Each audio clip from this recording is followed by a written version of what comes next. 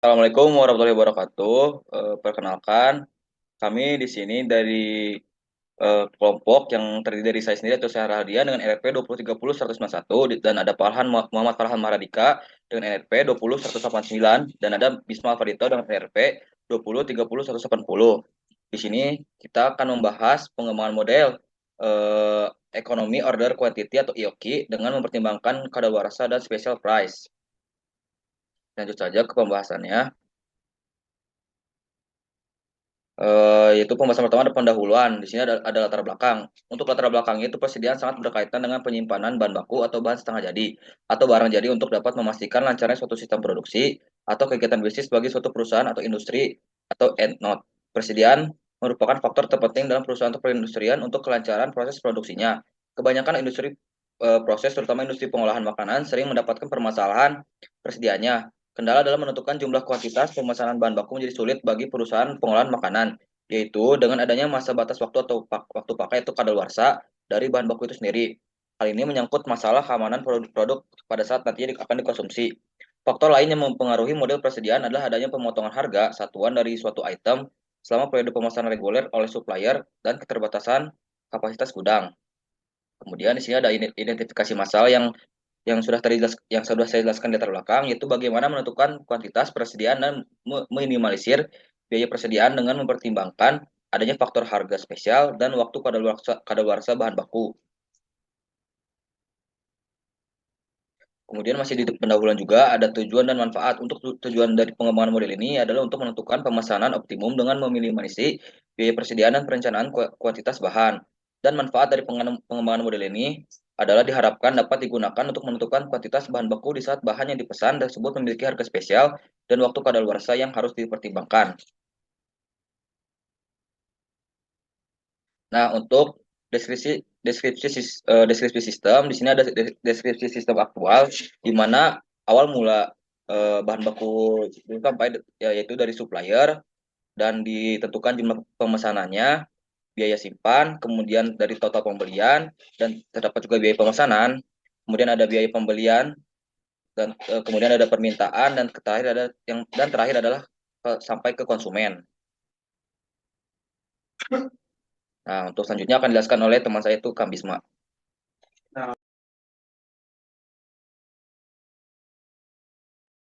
Nah, baik, di sini saya akan menjelaskan tentang deskripsi model dasar, yang di mana EOQ di sini bertujuan untuk mengembangkan model perencanaan persediaan bahan baku dengan mempertimbangkan harga spesial dari supplier dan masa batas waktu pakai kadaluarsa bahan. Metode pengembangan model EOQ ini bertujuan untuk menentukan pemesanan optimum dengan meminimasi biaya persediaan dan perencanaan kuantitas bahan. Model ini nantinya diharapkan dapat digunakan untuk menentukan kuantitas bahan baku di saat bahan yang dipesan tersebut memiliki harga spesial dan waktu kadaluarsa yang harus dipertimbangkan. Nah, selain itu, untuk mengurangi biaya-biaya persediaan tersebut, metode EOQ atau dalam bahasa Indonesia disebut juga dengan jumlah pemesanan ekonomis, ada rumusnya, yang dimana EOQ sama dengan akar 2SD per H, yang dimana D-nya itu penggunaan atau permintaan yang diperkirakan per periode waktu, S-nya merupakan biaya pemesanan, H-nya biaya penyimpanan per unit per tahun. Model EOQ ini dapat diterapkan apabila anggapan-anggapan berikut ini dipenuhi. 1. Permintaan akan produk adalah konstan, seragam dan diketahui. 2. Harga per unit produk adalah konstan. 3. Biaya penyimpanan per unit per tahun dalam kurung H adalah konstan. 4. Biaya pemesanan per pesanan dalam kurung S adalah konstan. 5. Waktu antara pesanan dilakukan dan barang-barang diterima, lead time, L, adalah konstan. Dan yang terakhir, 6. Tidak terjadi kekurangan barang atau back orders. Lanjut, Kang Sayang. Deskripsi model yang dikembangkan.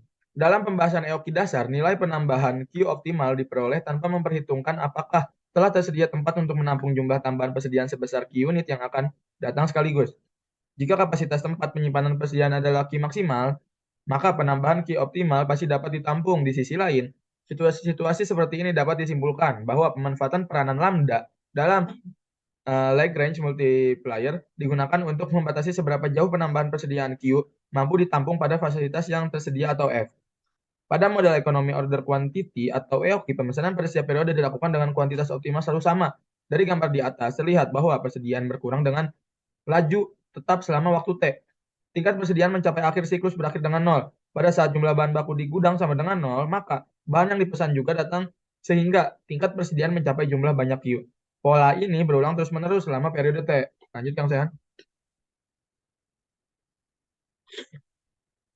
Nah, di sini ada asumsi model. Asumsi-asumsinya itu ada 10 poin. Yang pertama, kuantitas pemesanan tetap. Dua, tingkat permintaan barang diketahui. Tiga, pemesanan hanya dilakukan untuk satu jenis barang.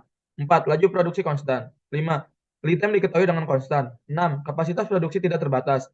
Tujuh, masa pakai atau waktu kadaluarsa bahan merupakan variabel dan diketahui. Delapan, diketahui harga spesial dari pemasok pada periode tertentu. Sembilan, biaya penyimpanan tergantung pada rata-rata jumlah barang yang disimpan. 10, biaya pembelian proporsional dengan banyaknya barang yang dibeli. Lanjut. Nah, di sini ada beberapa turunan dari rumus yang di atas, yaitu tentang pengembangan model. Model pengembangan EOKI diharapkan menjadi solusi pemecahan untuk perencanaan persediaan bahan baku yang memberikan tingkat persediaan dan pemesanan yang optimal dengan mempertimbangkan waktu kadaluarsa bahan.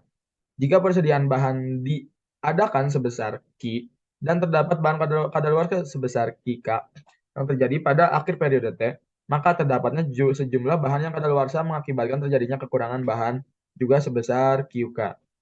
Nah, itu rumusnya sudah terlampir. Maka selanjutnya ada yang namanya perencanaan pada situasi Q bintang. Dilakukan dengan menggunakan model yang telah dikembangkan karena akan memberikan biaya total lebih kecil. Biaya total dapat dihitung dengan menggunakan rumus yang PC sama dengan. Selanjutnya akan dijelaskan oleh Kang Pahalan.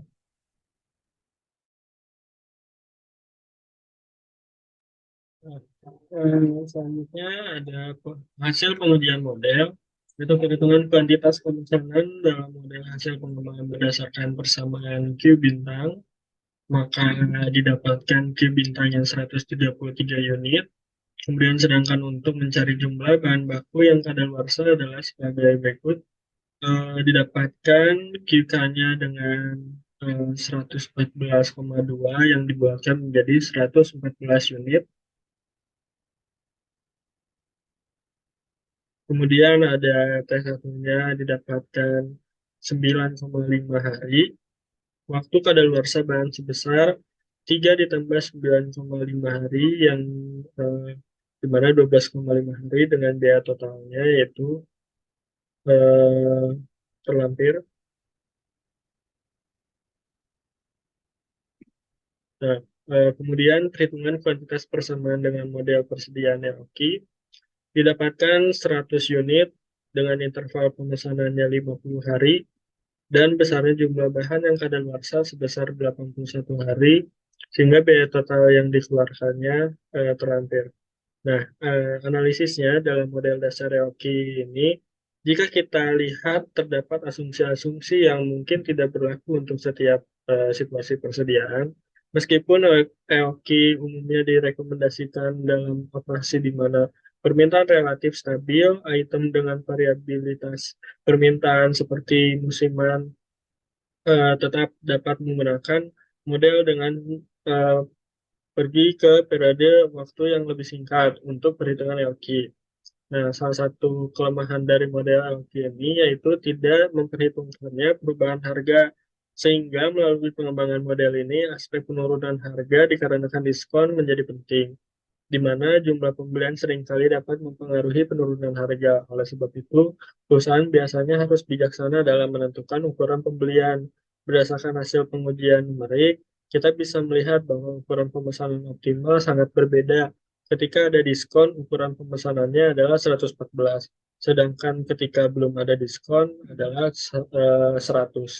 Dari hasil pengujian numerik ini, perusahaan tinggal memilih mana yang paling memungkinkan dilakukan pembelian, tentunya dengan mempertimbangkan aspek biaya yang serendah-rendahnya. Kemudian kesimpulannya, untuk pengembangan model yang dilakukan pada penelitian ini didasari oleh kondisi situasi supplier memberikan diskon dan juga mempertimbangkan modal yang tersedia. Pembelian dengan kondisi seperti ini akan mengakibatkan persediaan menjadi lebih besar dari kondisi normal, yang dapat menjadi salah satu faktor meningkatnya biaya produksi. Pemodelan pada penelitian ini juga mengasumsikan bahwa kuantitas pemesanan konstan, lead time konstan, dan special price hanya ada pada periode tertentu saja. Sekian presentasi dari kami. Kurang lebihnya mohon maaf. Wassalamualaikum warahmatullahi wabarakatuh.